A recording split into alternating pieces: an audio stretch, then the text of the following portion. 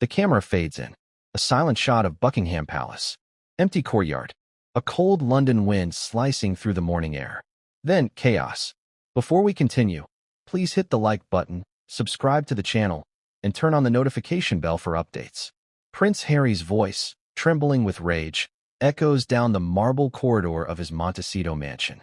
His phone slips from his hand, hits the floor, shattering the screen.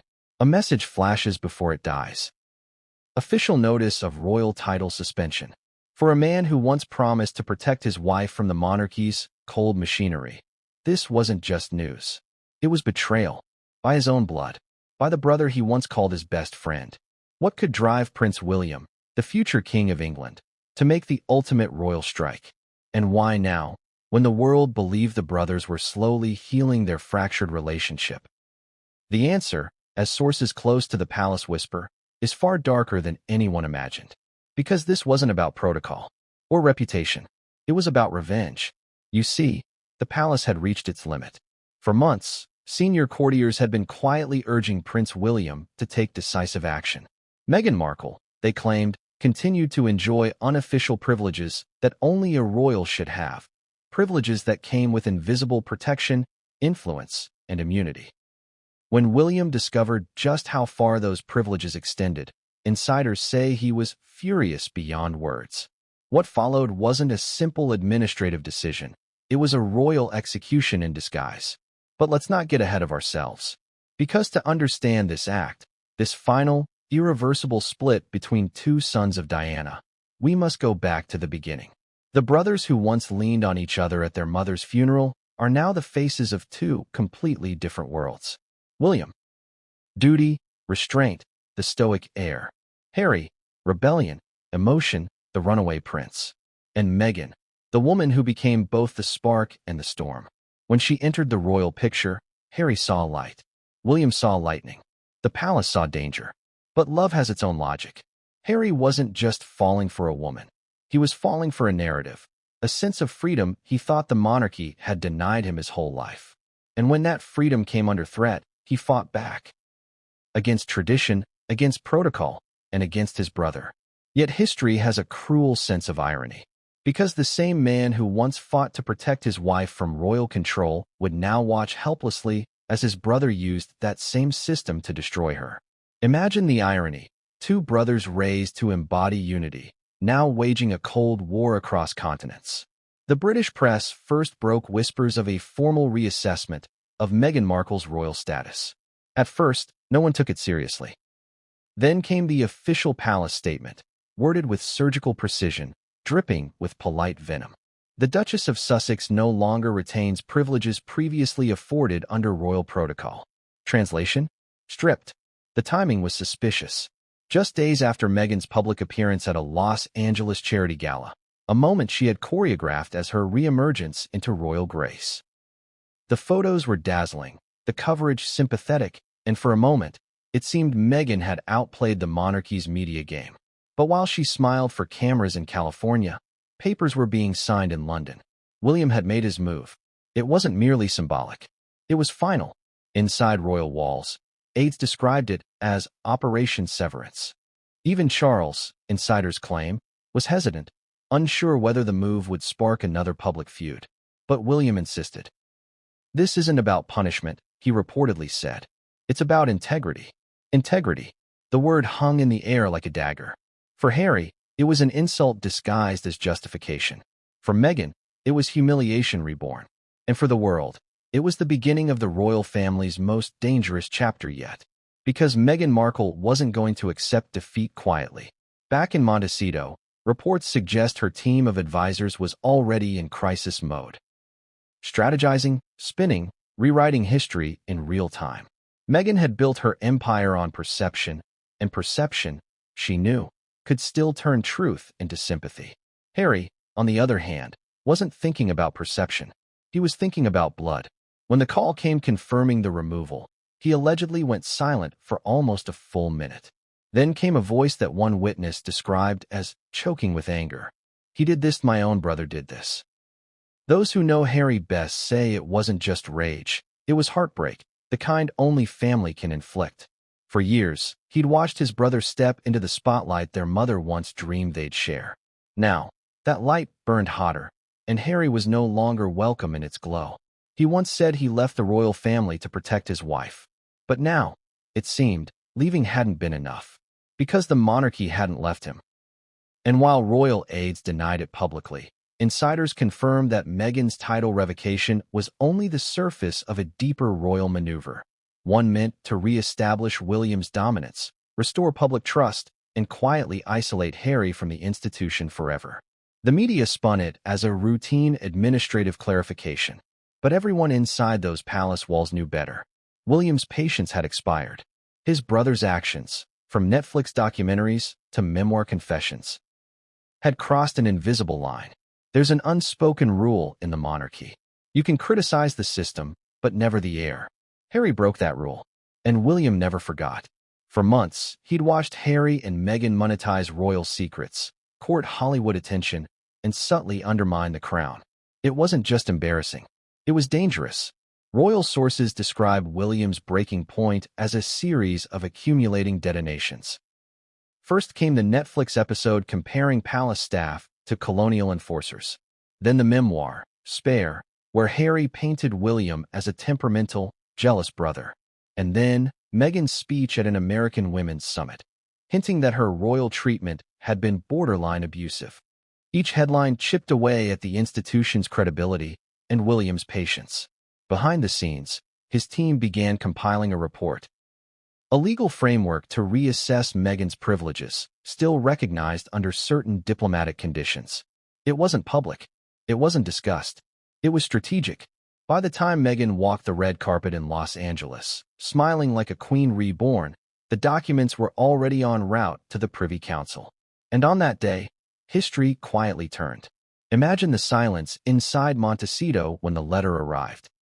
Imagine Harry pacing, disbelief etched across his face, wondering how the boy he once shared a bedroom with could now be the architect of his wife's public humiliation.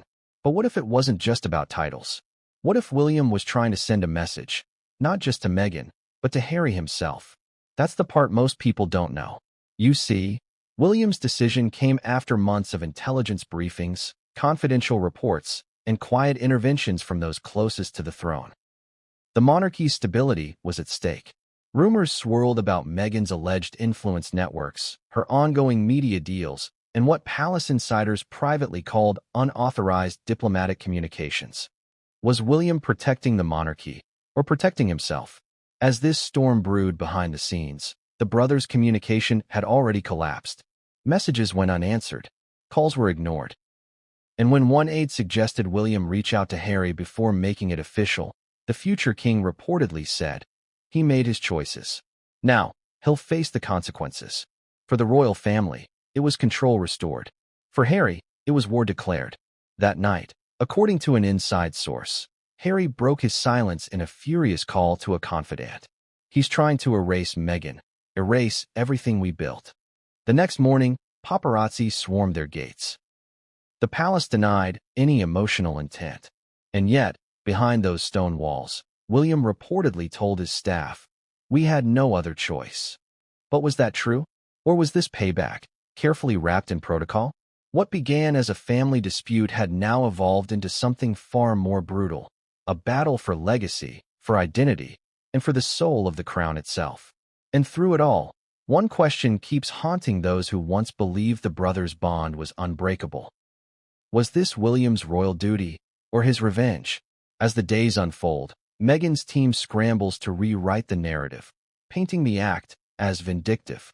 Harry, meanwhile, begins spiraling.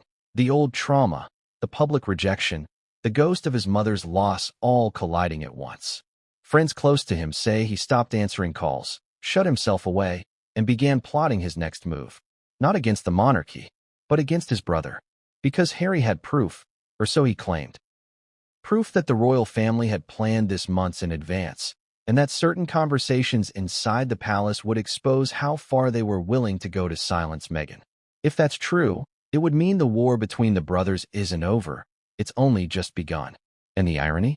The same crown Diana once feared might destroy her sons, now uses her memory as justification for destroying each other. Harry's rage wasn't just about status. It was about betrayal.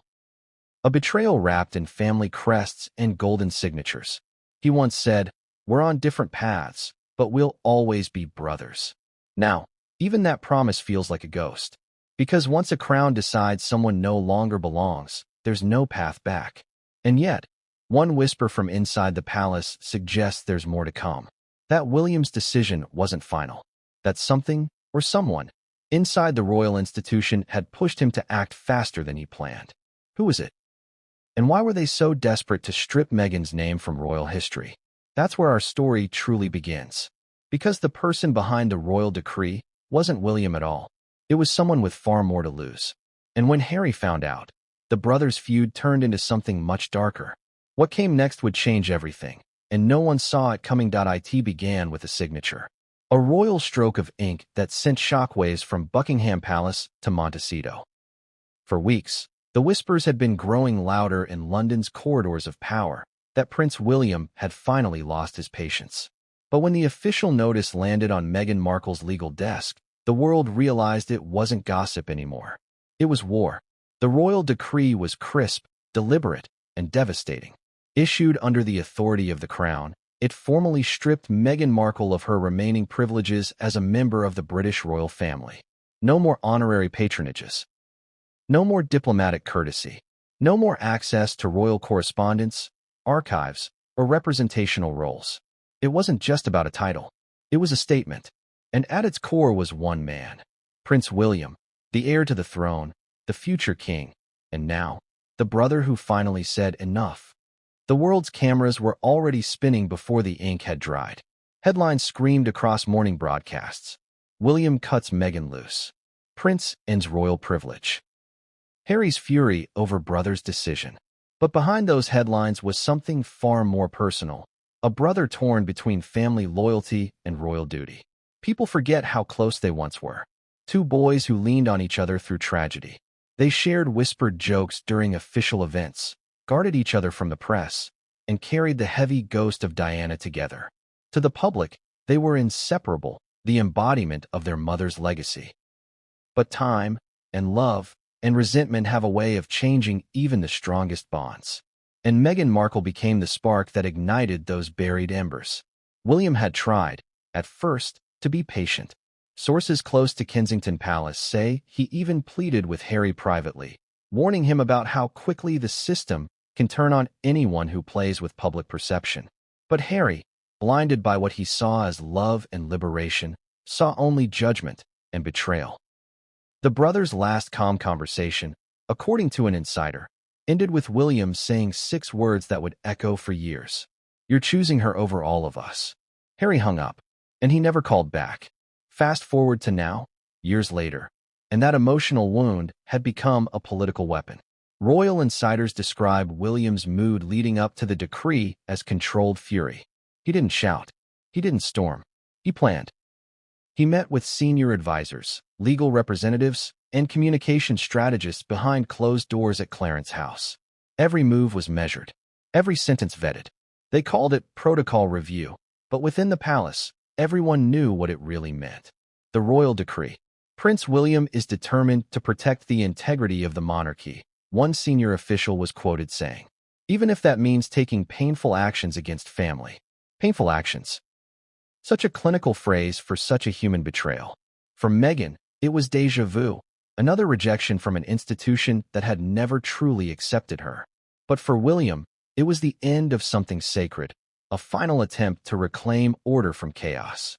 He had watched his brother burn bridges one by one. The Oprah interview, the tell-all memoir, the Netflix documentary painting the royals as cold, calculating, and complicit in pain. Each revelation had been a knife to the palace's image. But to William, they were something more. They were betrayals of Diana's legacy. He had promised himself that their mother's memory would never again be weaponized for profit or pity. And yet, every time Meghan and Harry spoke publicly, Diana's name was invoked. Her spirit quoted. Her pain recycled for sympathy points.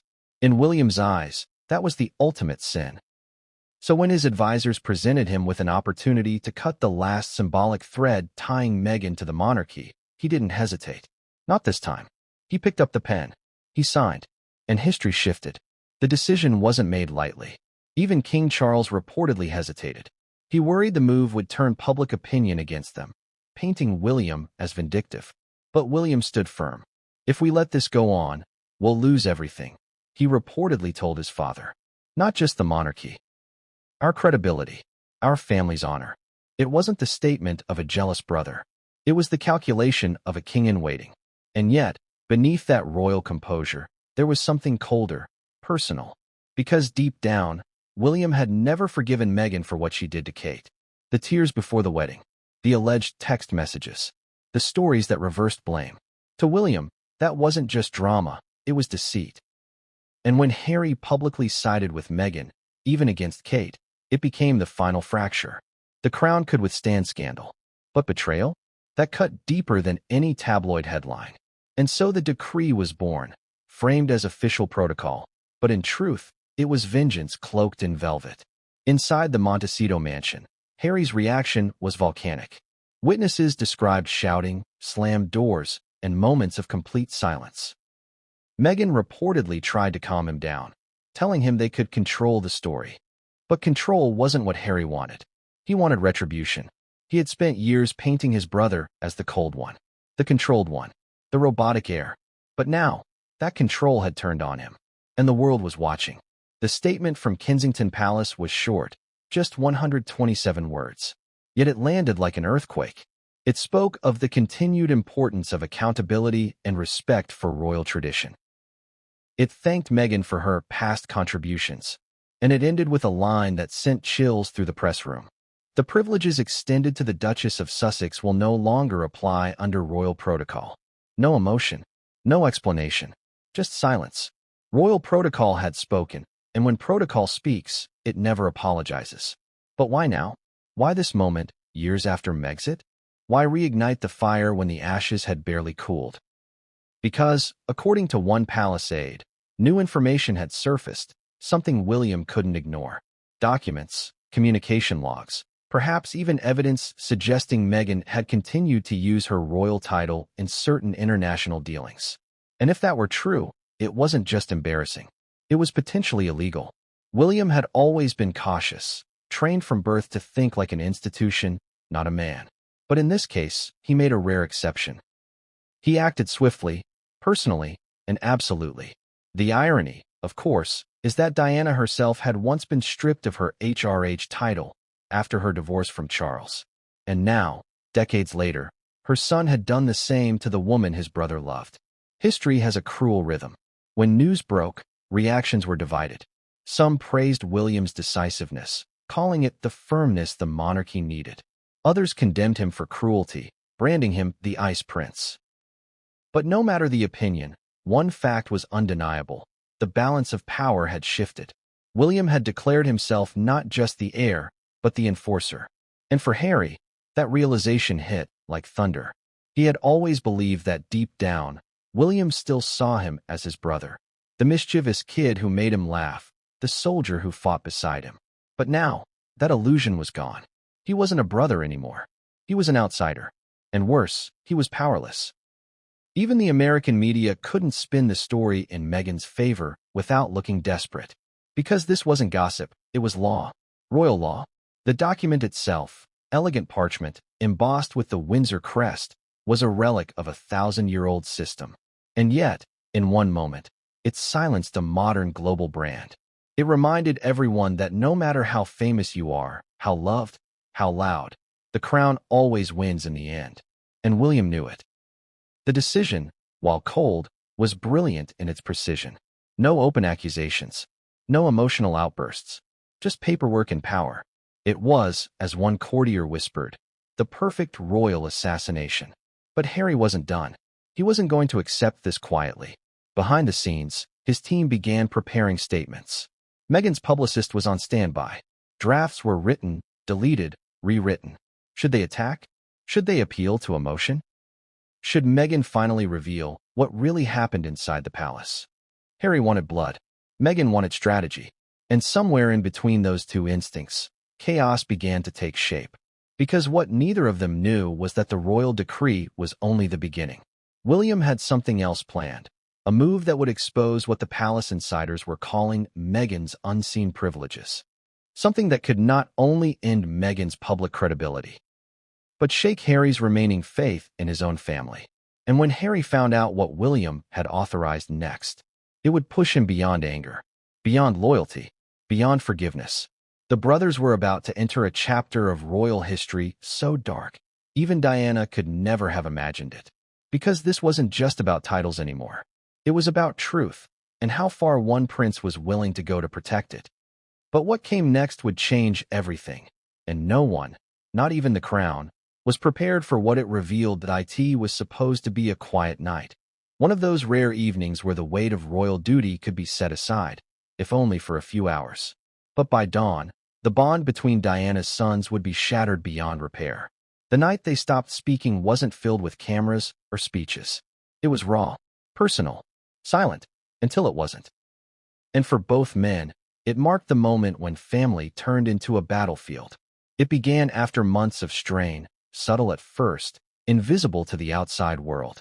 But inside palace walls, the air had grown heavy. The brothers' conversations, once filled with laughter and private jokes, had become cautious, clipped, and defensive. Then came the confrontation that ended everything. According to one palace insider, the brothers met privately, away from staff, away from advisors, to clear the air. It was meant to be a reconciliation, but instead, it became a reckoning. William arrived calm but stern. Harry was already on edge, the tension visible in his clenched jaw. The meeting started with silence. Then William spoke. "Harry, we need to talk about Meghan." Those 7 words, so simple, yet so loaded, lit the fuse. To William, it was an act of brotherly concern. He had seen how quickly Meghan had changed the rhythm of Harry's life. How she had pulled him away from friends, from duty, from the very traditions that had grounded them since childhood. To Harry, it was another act of judgment. Another reminder that his family didn't trust the woman he loved. "Don't start," Harry snapped, his voice shaking with restrained anger. "I'm not starting anything," William replied. "But I can't stay silent while you rush into something that could destroy you." "Destroy me?" Harry repeated, incredulous. "You mean destroy the image you're so desperate to protect?" And there it was, the crack that had been widening for years. The heir and the spare. 2 men raised in the same palace, but under entirely different skies. William had been trained from birth to serve the institution. Harry had been trained to support it. But somewhere along the way, he grew tired of living in his brother's shadow. For years, Harry had watched William receive the respect, the headlines, the security. And yet, despite all the luxury, there was always the feeling of being second, the spare part in a royal machine that didn't need him to survive. Meghan changed that. She gave him a new story, one where he was the lead, not the supporting act. But to William, it wasn't liberation. It was rebellion.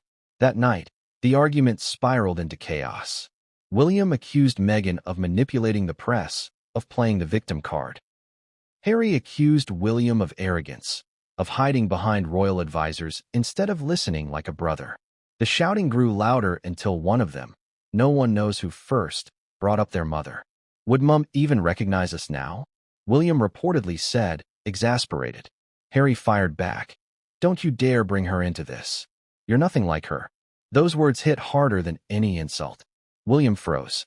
Harry regretted it the second it left his lips, but the damage was done. Because in that moment, the ghost of Diana became a weapon.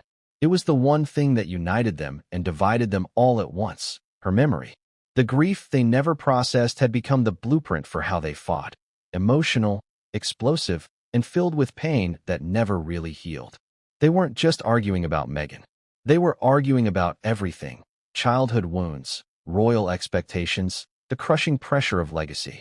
William believed he was protecting Harry from repeating history. Marrying too fast, trusting the wrong people, opening doors that could never be closed again. Harry believed William was repeating the monarchy's worst patterns: coldness, control, emotional silence. Neither saw the other's fear. Both felt betrayed. When the shouting subsided, there was a long silence. Then Harry said something he'd never said before. "You can have the crown, Will. I'm done with it. I'm done with all of you." And with that, he walked out. That was the night Diana's sons stopped speaking. For weeks afterward, palace staff hoped it was temporary. Brothers fight, especially royal ones. But as days turned into months, it became clear this wasn't just a fight. It was a fracture. Private calls went unanswered. Text messages were ignored. When they appeared together in public, they smiled, but the air between them was frozen. At events, they stood shoulder to shoulder, but their eyes never met. At the unveiling of their mother's statue, the tension was so thick you could feel it through the cameras. William's smile was tight. Harry's was forced. The crowd saw two princes honoring their mother. But behind that bronze sculpture stood decades of unresolved pain. William once said that his brother's choices broke his heart.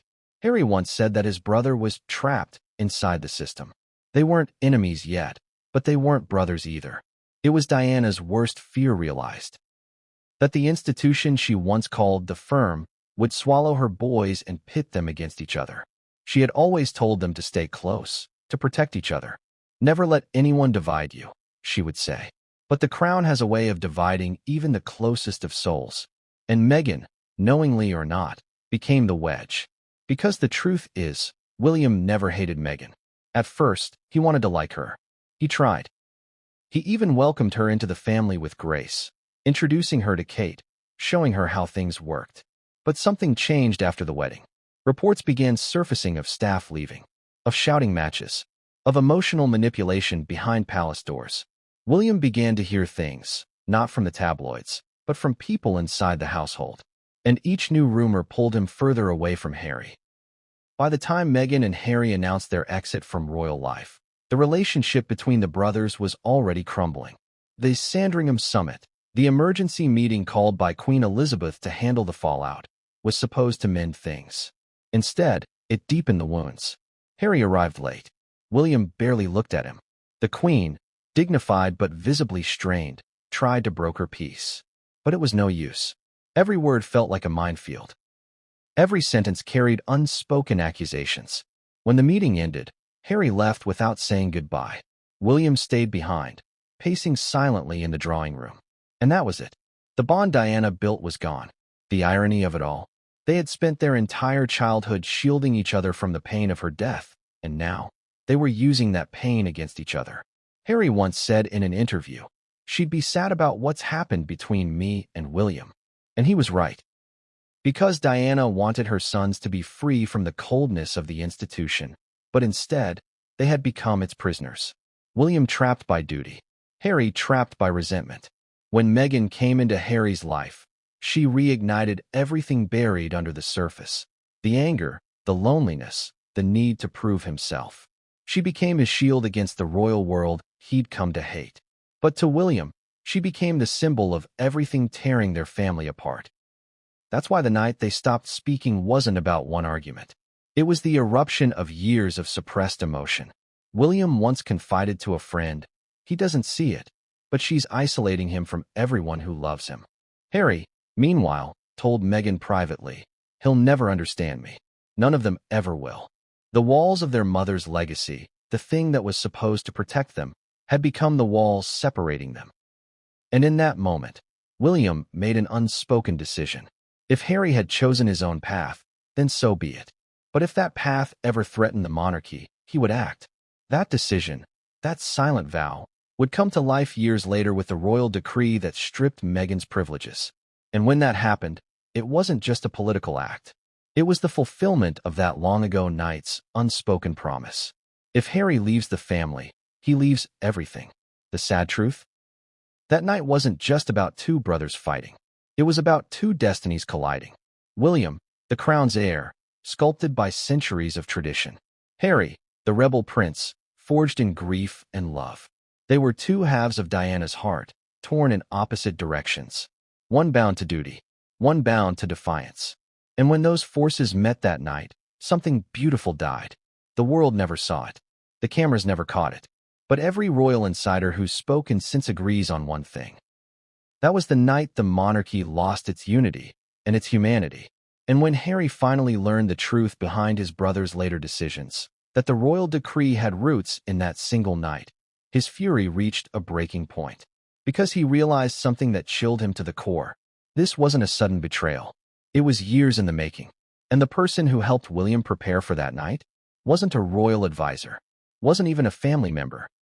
It was someone Harry once trusted more than anyone. Someone who would later hand William the key to destroy everything Harry thought he could protect. Who was it? And why would they turn on him? That's the twist that changes everything. And the answer is darker than anyone imagines. It started as a whisper. A rumor buried deep inside the polished corridors of Buckingham Palace. The kind of rumor that no one dared to speak aloud. At first, it sounded impossible. Meghan Markle, years after Megxit, still enjoying royal privileges? Still accessing confidential information and resources meant only for working royals? Impossible. Or was it? According to palace insiders, the discovery began with a single oversight, an overlooked communication between a royal aide and a diplomatic officer. A small thread, but when pulled, it unraveled something massive. The file was labeled Residual Protocol Extensions, Sussex Household. Boring title. Innocuous. Bureaucratic. But what it contained would ignite one of the most dangerous internal investigations the monarchy had faced in decades. Because those so-called extensions included things Meghan Markle was never supposed to keep. Access codes, diplomatic clearances, classified correspondence privileges that allowed her to communicate under the crown's name.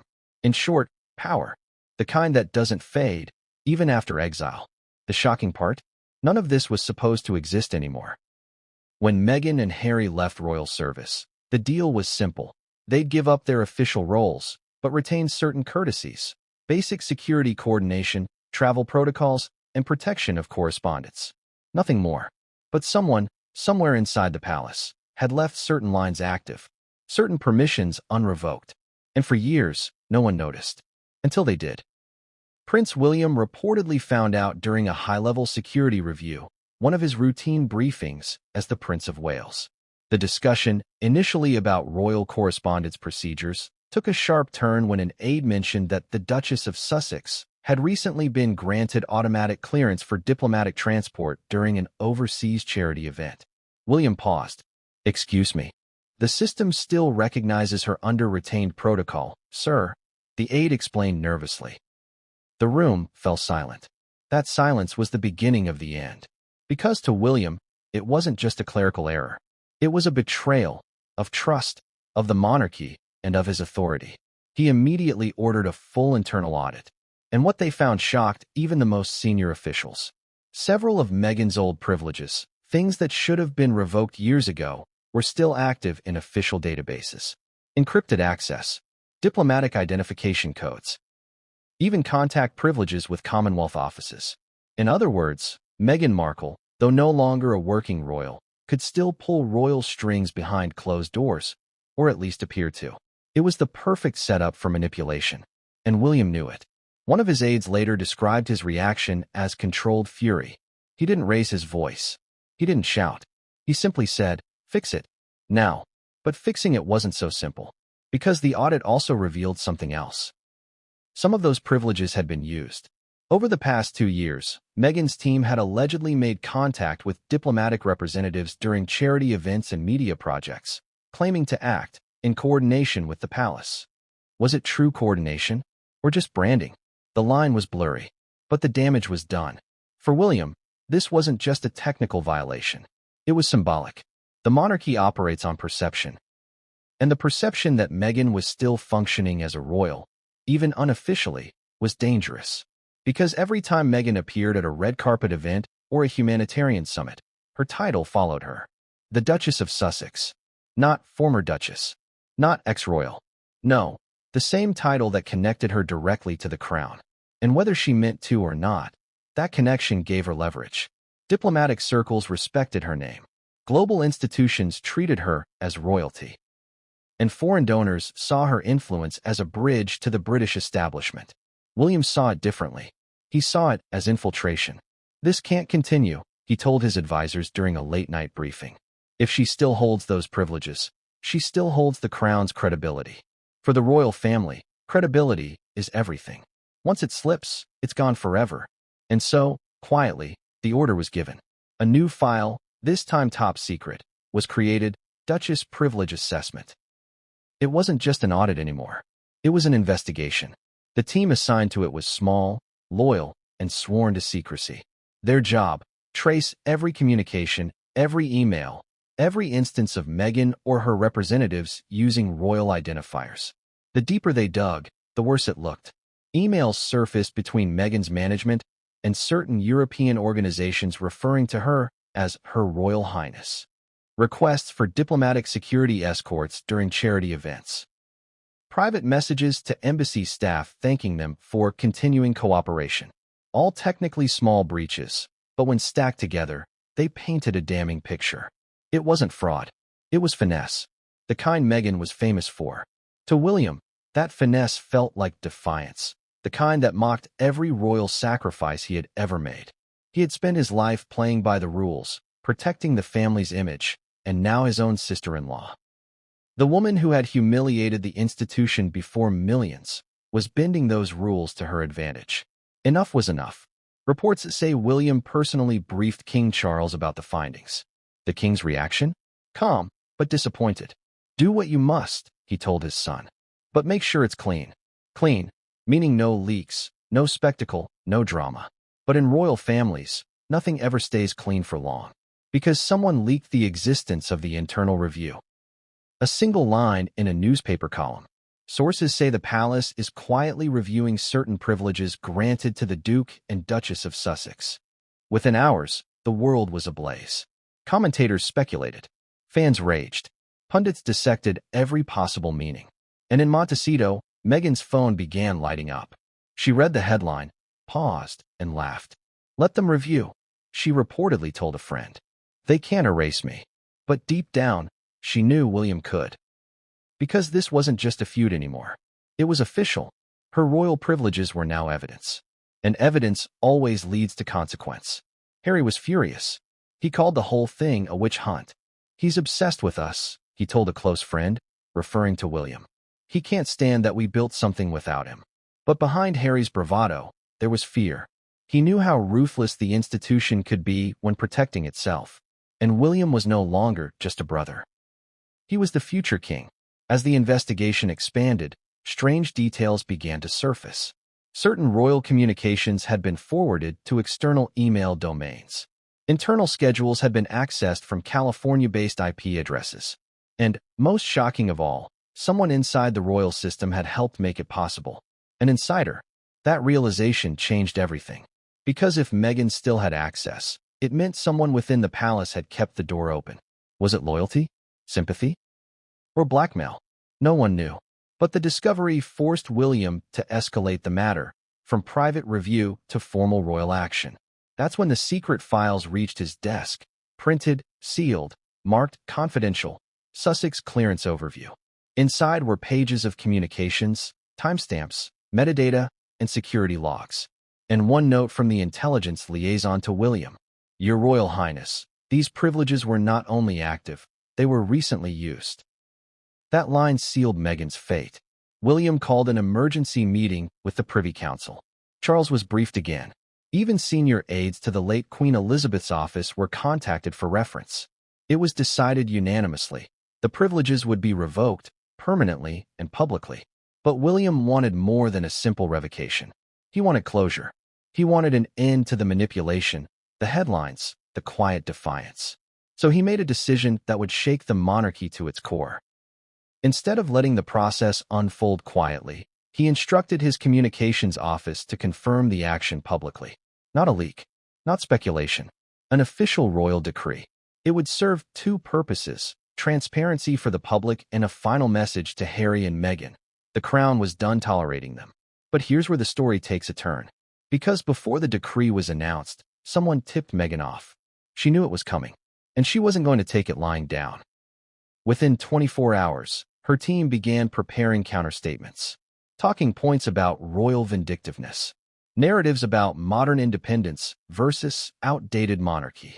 The PR machine roared to life, faster, louder, sharper than ever before. But William was one step ahead.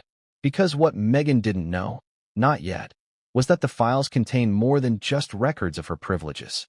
They contained traces of something else, something far more incriminating. Communications suggesting she had used her title in connection with private business negotiations, including endorsements and brand partnerships. If made public, it wouldn't just tarnish her image. It could destroy her entire post-royal empire. That's why William didn't just want to revoke her privileges. He wanted to reveal the truth. But before he could, those files mysteriously disappeared. The hard copies, the digital versions, everything, gone. Someone inside the palace had wiped them clean. For weeks, no one spoke. Officially, the matter was closed.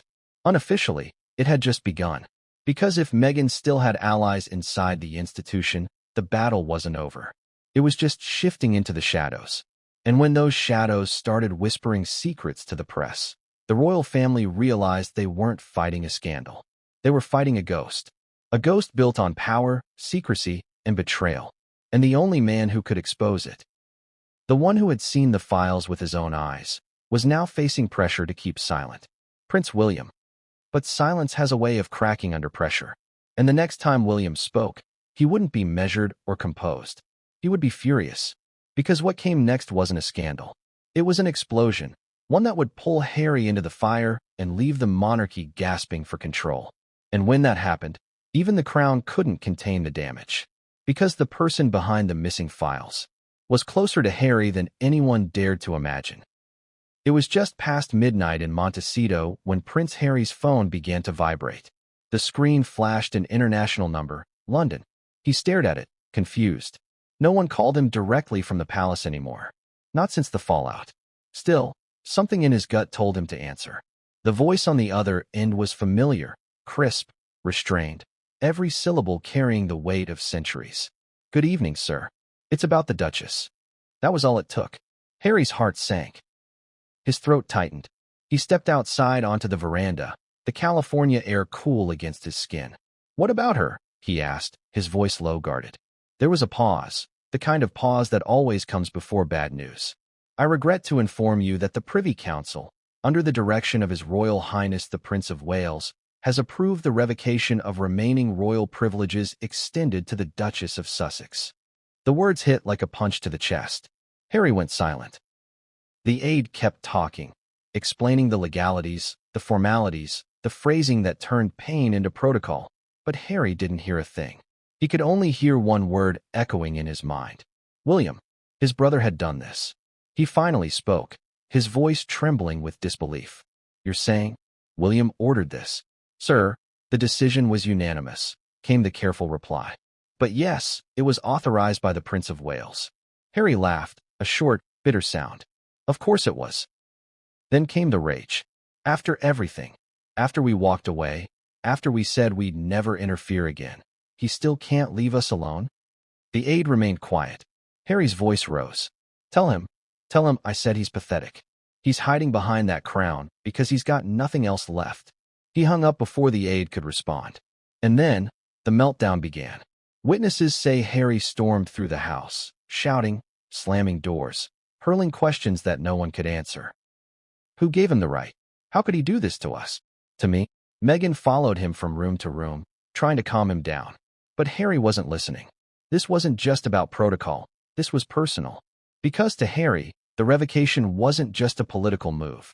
It was a message from his brother, one that said, "You're out. For good." He paced the living room, muttering under his breath. He waited for this moment. He waited for the perfect chance to humiliate us.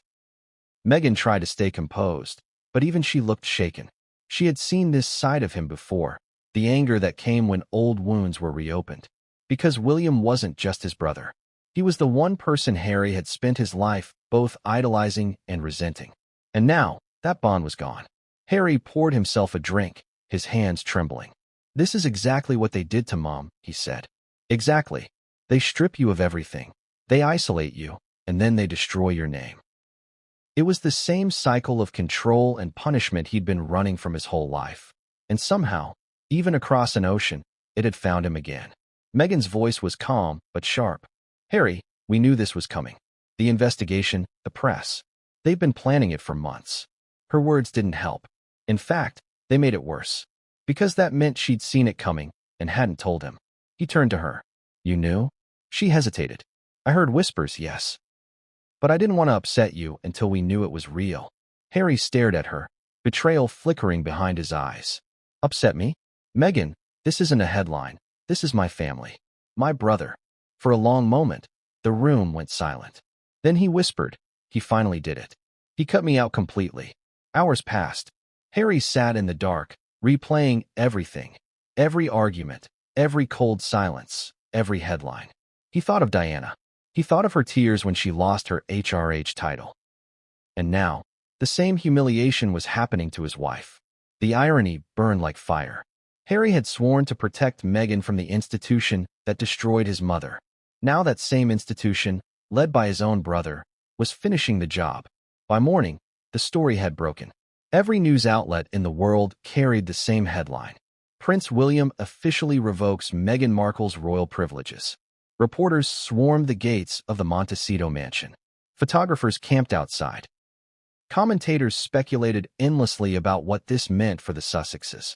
Harry refused to leave the house. Every image on television felt like a personal betrayal.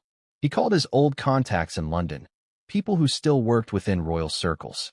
Most ignored his calls. A few picked up, but their voices were careful, distant.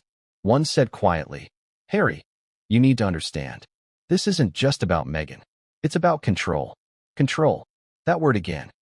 The word that defined his entire existence. Harry had spent years fighting for control over his life, his image, his story. And now, his brother had taken it back with a single order. That night, Harry called the palace. Not through aides or intermediaries, directly. It rang 6 times before someone answered. It wasn't William. It was one of his staff. "I need to speak to my brother," Harry said. "I'm afraid that won't be possible tonight, sir." "Make it possible," Harry snapped. "You tell him I'm not playing his game anymore." The line went quiet. Then came a voice Harry hadn't heard in months. "Harry." William. Calm, clipped, polite. The voice of a man who had already made up his mind. "Why, Will?" Harry demanded. "Why now? What did she ever do to deserve this?" William's tone didn't change. "You know exactly why." "No, I don't," Harry said, pacing. "You could have called me. You could have told me before making it public." "I don't owe you that," William said. "Not after everything you've done." "Everything I've done?" Harry's laugh was hollow. "You mean telling the truth?" "The truth." William snapped. "You sold our family to Netflix. You turned our pain into your paycheck." For a moment, there was silence. Then Harry said quietly, "You're just angry I didn't stay in your shadow." William didn't respond. But Harry could hear his breathing, slow, restrained, the sound of someone biting back fury. "You think this is about you?" William said finally. "You think I enjoy this?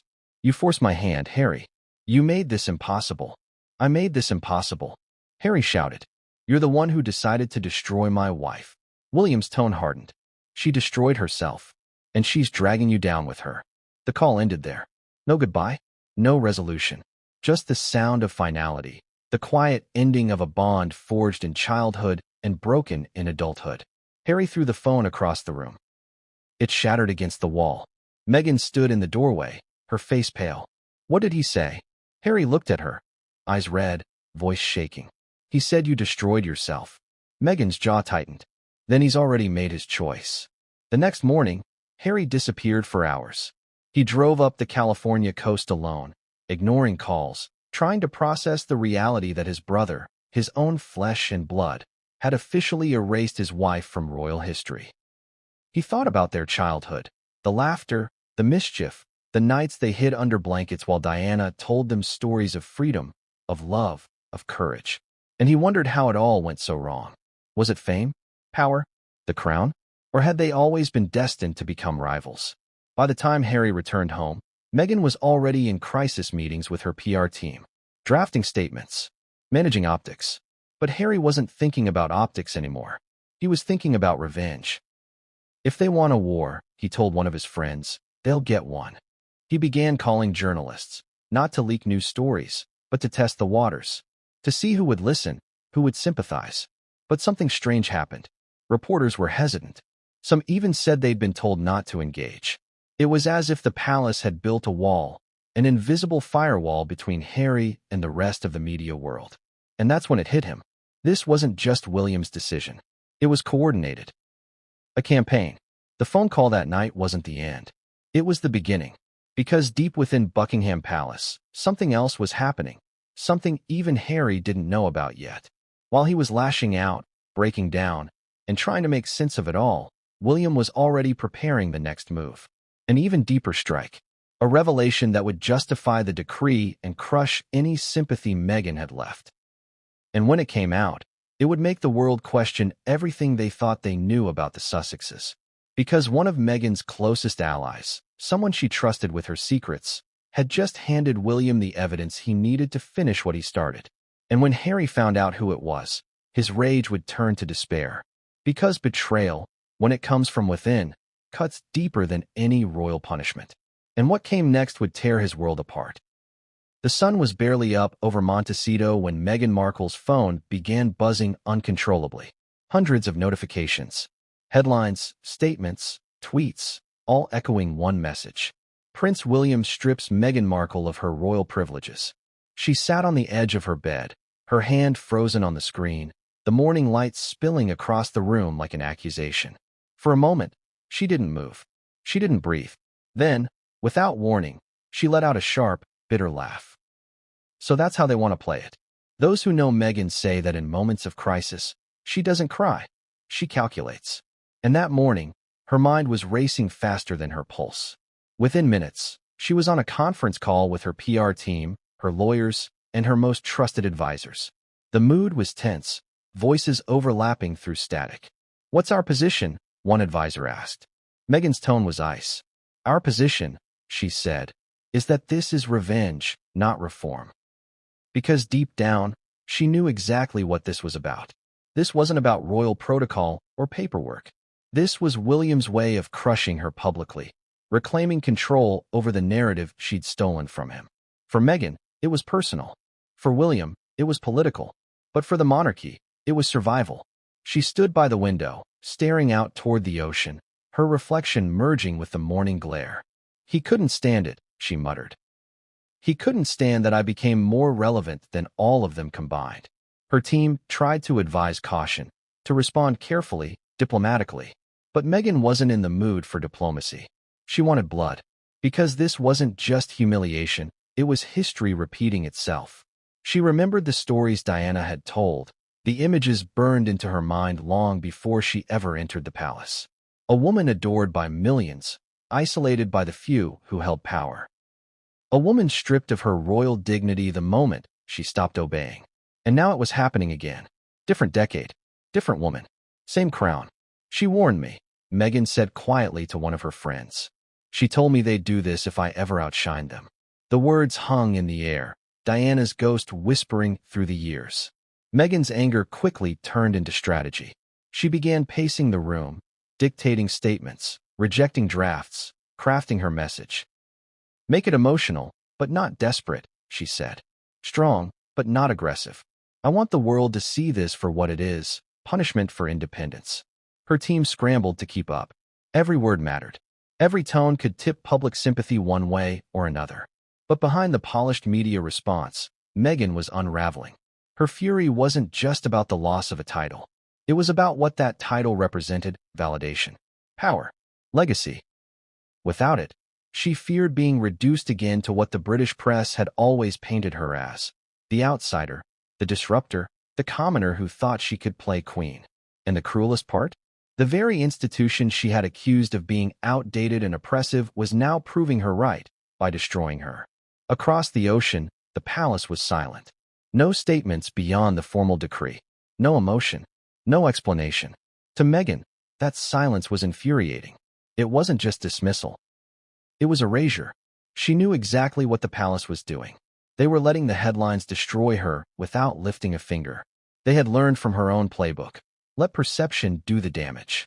So she decided to flip the script again. That afternoon, she called an emergency meeting with her Hollywood media contacts. Not about damage control, but about offense. If the palace wanted a war of perception, she'd give them one. "Let's talk about the Queen," she said suddenly. "Let's remind the world that I respected her, that she accepted me. This isn't about the monarchy. This is about William." Her PR strategist hesitated. "You're going after the future king?" Meghan didn't blink. "No, I'm exposing a bully. Her tone was cold, rehearsed, deadly precise, the tone of someone who had turned survival into an art form. But even as she planned her next move, something inside her cracked. That night, after the calls ended and the lights dimmed, Meghan sat alone in her study, scrolling through old photos on her phone, smiling with the Queen, curtsying for the first time, laughing awkwardly beside Harry at official events. The memories that once felt like triumphs now felt like ghosts. She remembered how proud she had been when Queen Elizabeth first welcomed her into the family, how she believed she could modernize the monarchy from within. How naive that sounded now. She loved me, Meghan whispered to herself, almost as if saying it could make it true. But even she didn't sound convinced. To the palace, her relationship with the late Queen had always been a performance. Grace on camera, tension behind the scenes. The Queen had been polite, patient, but wary. And Meghan, with her charisma and ambition, had scared the establishment in ways it hadn't been scared since Diana. Now, with the Queen gone, there was no one left to temper William's decisions. No one left to defend her. And the monarchy she had once tried to humanize now stood united in her exile. That realization cut deeper than any headline. Because this wasn't just a feud between brothers anymore. It was the monarchy versus the woman who tried to rewrite its rules. When the official statement from Meghan's office finally dropped, it was exactly what she wanted. Calm, articulate, devastating. It read, "The Duchess of Sussex remains committed to service, compassion, and integrity. Her identity is not defined by a title, but by her actions and the values she upholds." The internet exploded. Supporters praised her dignity. Critics mocked her hypocrisy. And through it all, one truth remained. The line between victim and villain had never been thinner. Harry, meanwhile, was still seething. He'd spent days pacing, sending angry voice notes to old friends, warning that the royal family had gone too far. But Meghan had a different instinct. While Harry wanted to fight emotionally, she wanted to fight strategically. She reached out to key allies in the American media, anchors, producers, celebrity advocates, subtly reminding them of her narrative, the brave woman silenced by the old guard. It worked at first. Television pundits began framing the revocation as a step backward for modern royalty. Editorials questioned whether William's decision was too harsh, too emotional. But just as Meghan began regaining control of the conversation, a new storm hit. A leak. Someone, no one knew who, had leaked excerpts from the confidential files William's team had reviewed before issuing the decree. The files detailing Meghan's retained privileges, the alleged misuse of her title, the questionable communications with foreign partners. Suddenly, the headlines flipped. Did Meghan exploit royal privileges? Sources claim Duchess used royal status for private gain. The narrative she'd fought to control for years slipped from her hands overnight. She was furious, not because it was new, but because it was familiar. Once again, the palace had beaten her to the punch. Once again, she was on the defensive. She slammed her phone down. "They're using the Queen's death to justify everything," she hissed. "They're rewriting history, and they're erasing me in the process." Her advisors tried to calm her. One suggested releasing proof of her charity work. Another mentioned doing a sit-down interview to clarify misconceptions. But Meghan wasn't listening. Because somewhere deep inside, she felt something she hadn't felt in a long time. Fear. Not fear of losing her reputation, but of losing relevance. Of fading from the public consciousness. Of becoming what she had escaped being all those years ago. Invisible. That fear drove her next move. She called Harry into the room. "We're not waiting for them to define us," she said. "We're taking control again. A new project. A new story. Something that reminds the world who we are and what they did to us." Harry hesitated. "You mean another documentary?" "Something bigger," she said. "Something permanent." And that's when it began, the project that would later make the palace's blood run cold. Because this time, Meghan wasn't planning to tell her story. She was planning to show it. Every message, every betrayal, every hidden truth. And at the heart of it all, the Queen's legacy, shattered by the very family she left behind. The monarchy had underestimated Meghan once. They wouldn't make that mistake again. Because the next move she made would push the royal feud into uncharted territory and expose secrets that even Diana took to her grave. But before she could go public, One of her own inner circle made a move that changed everything. A betrayal, a leak, a name. And when Meghan discovered who it was, someone she had trusted with her life, she didn't cry. She smiled. Because in her mind, this wasn't the end. It was the beginning of her revenge. What she didn't know, however, was that William had already seen the next leak coming. And this time, he was ready to strike back in a way that would leave the world stunned. Because in a war of secrets, the one with proof always wins. And William had just found the ultimate proof. But what it revealed would shake not just the monarchy, but Harry's entire belief in the woman he'd sacrificed everything for.